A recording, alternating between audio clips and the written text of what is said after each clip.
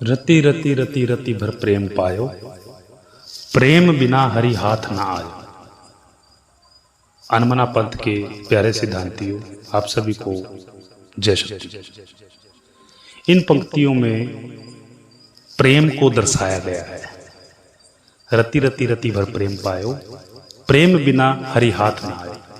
कि इस संसार के छोटे छोटे से कण से लेकर और सभी जीव जंतुओं को, सभी पेड़ पौधों को, सभी इंसानों को, सभी जो भी इस धरतमंडल के अंदर, धरतमंडल के ऊपर जिसके अंदर उस परम चैतन्य का विराजमान है, जो परम चैतन्य बिल्कुल सामर्थ्य है, उस परम शक्ति या उस मालिक के प्रति प्रेम।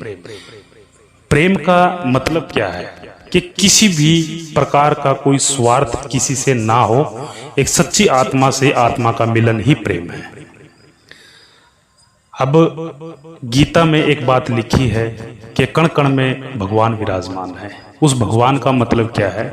भगवान 5 शब्दों को मिलाकर बना है: पृथ्वी, अग्नि, वायु, आकाश और नीर यानी जल। जो ये 5 तत्व है, इन 5 तत्वों को ही भगवान का नाम दिया गया है। और ये प्रकृति, ये शक्ति, ये परमात्मा इन 5 तत्वों से भी परे है। ये भी सब इसी के बनाए हुए हैं। जो भगवान है, ये प्रकृति जो 5 तत्वों से बनी हुई है, तो ये हर एक चीज में विराजमान है। किसी में 2 तत्व के रूप में, किसी में 4 तत्व के रूप में, किसी में 3 तत्व के रूप में, सभी में ये अलग अलग तत्वों के रूप में विराजमान है। और हर एक चीज में, हर एक कण में, हर एक जीव जंतु में, हर एक पेड़ पौधों में, सभी के प्रति, उस परम शक्ति के प्रति प्रेम होना, क्योंकि वो तो सभी जगह है। जैसे गीता में बताया गया है कि कण कण में भगवान विराजमान है, तो सभी जगह वो परमात्मा विराजमान है। और उस विराजमान होने की वजह से हमें शक्ति से या उस परम शक्ति से या परमात्मा से हमें इतना ही प्रेम होना चाहिए जितना हम अपने आप से करते हैं, क्योंकि हमारे अंदर भी परमात्मा है और सभी जीवों के अंदर भी परमात्मा है। तो मेरा कहने का तात्पर्य क्या है कि प्रेम एक ऐसी चीज है कि हम उसके जरिए उस मालिक को हासिल कर सकते हैं। एक बहुत ही पुराना गीत है: एक राधा एक मीरा, दोनों ने श्याम को चाहा, अंतर क्या दोनों की प्रीत में देखो, एक दर्श दीवानी एक प्रेम दीवानी।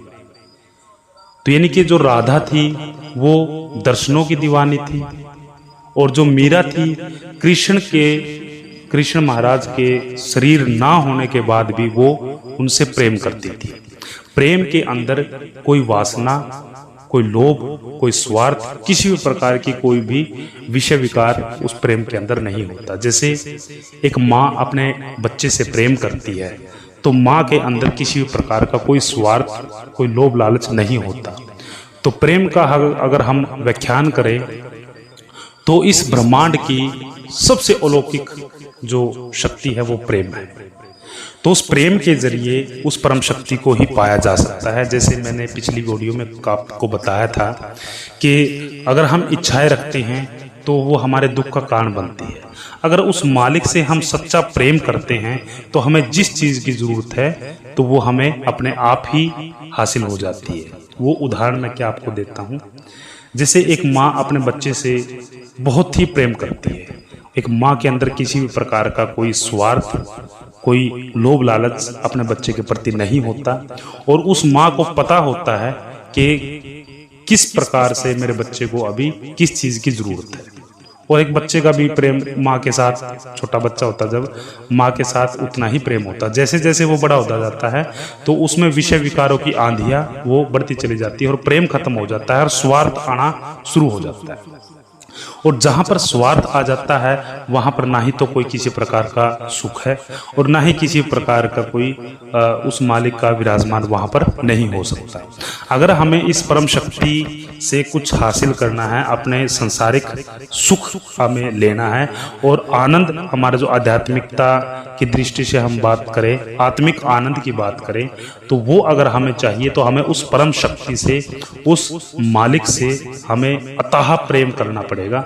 तो तब जाकर हमें वो परम शक्ति अपने दर्श दीदार करवा सकती है। और ये संसारिक जो हमें इच्छाएं की ज़रूरत है वो अपने आप ही बिना स्वार्थ के अपने आप ही हमें वो प्रोवाइड करवाएंगी। ये मेरा आपके साथ में बिल्कुल वादा है।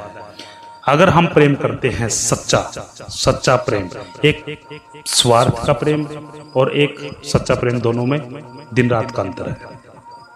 जैसे एक भाई एक बहन के साथ प्रेम करता है, वो एक सच्चा प्रेम है, और वही भाई अपनी पत्नी के साथ जो प्रेम दिखाता है वो उसका स्वार्थ है।